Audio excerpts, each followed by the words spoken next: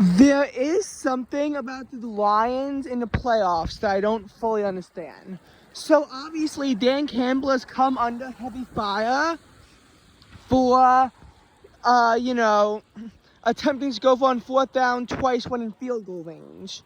My issue with that is that people were then also criticizing him in the Lions-Bucks game for rushing the kneel downs and having to attempt a field goal, saying that Badgley might not make it. Now, listen, I understand the perspective that obviously when you have the game won, you don't rush the kneel downs like Dan Campbell did. Because if Todd Bowles wasn't just as clueless, then, and he actually looked up at the clock, then, obviously he could have forced a field goal. And one of the major criticisms is that technically, yes, the Lions were technically in field goal range. But you have to understand the interception was made on Tampa's 28-yard line, and they then kneeled 3 times to push themselves back to the 31. So if Todd Bowles called timeout on 4th and 13, they weren't going to go for it, and you're not punting the ball at your own 31-yard line, so they would have lined up a 49-yard field goal. A common criticism is that Badgley is not good from long range. He's actually hit less than half of his kicks from 50 yards, and in the last 5 years, his career long is 53 yards. That's the thing about Badgley, is that he's not good from long range. And obviously when you have, I don't want to say if the Lions used their kneel down situation if they did the kneel downs properly, that they would have been in the situation. Now, obviously Bowles should have called a timeout first. I'm not saying the game is won if they do the kneel downs properly. There'll still be about 11 seconds left on the clock, but 11 seconds you could probably just kill off, and even if you can't, then if you line up for the field goal, then Tampa literally has to settle for just a Hail Mary. You're not giving them 30 seconds on a clock to potentially do something with a field goal, and it can be blocked too, and even returned for a touchdown. It's an 8-point game, so it's a 1-score game. So obviously you have to get the touchdown. If you're Tampa, you then have to settle for a 2-point conversion, and that only forces the game into overtime, where it's practically 50-50 under the current rules.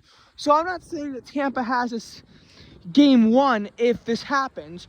Plus the chances of a field goal being missed at 49 yards for Badgley is 40%. So you have to factor that into the calculation as well, because in one case you get the ball at your own 39, having to march 61 yards down the field, to score a touchdown. In the other case, you're down 11 points. It's a 34-23 ball game. You are not going to win. If Badgley makes that kick, you're not winning the game. You're just not winning the game if Badgley makes that kick. So obviously,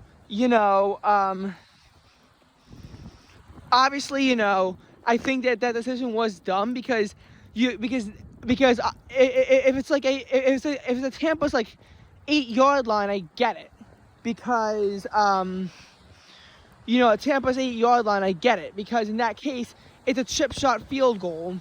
But when you're at Tampa's 31-yard line and it's a 49-yard field goal, you really can't be thinking like that. But I'm not sure how you can really then call Dan Campbell's 4th down decisions dumb. Yes, Badgley made a 54-yarder against the Rams, but again, in one case it was 4th and 2 at the San Francisco 28-yard line. That's a 46-yard field goal. In the other case, it was 4th and 3 at San Francisco's 30-yard line. It's a 48-yard field goal. I personally had no problem with Dan Campbell going for it in the first spot. The second spot I had a problem with, and there's reasons for that, even though that was a longer kick. First of all, there was about an 80% chance that Dan Campbell converts 4th and 2. And the ball was literally in the receiver's hands, and he dropped it. So there's not that much I could blame with that one. That was executed almost perfectly. If the receiver had better hands, the Lions convert, and then they can make it, instead of just making it a 3-score game, they can make it a 21-point game. Kicking a field goal is, in a way, taking your foot right off the gas pedal. You don't want to do that. I know it's still a 3-score game, but you want to keep your foot on the gas pedal in that situation. I would have personally have went for it in that spot.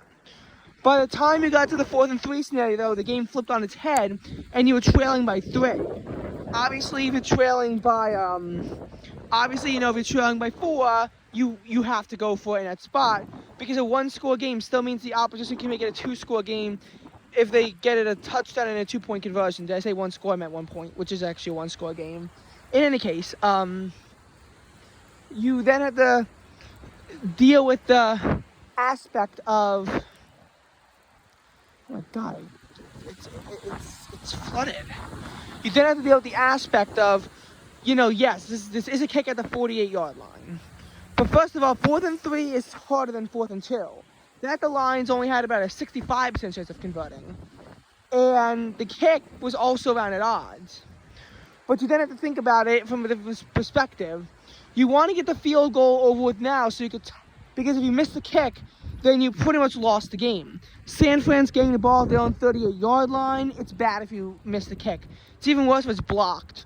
But if you make the kick, you can turn it into a tie ball game, and then if the 49ers score, unless they can effectively run down the clock on you, which is hard to do in this over 7 minutes left, then you win the game. If you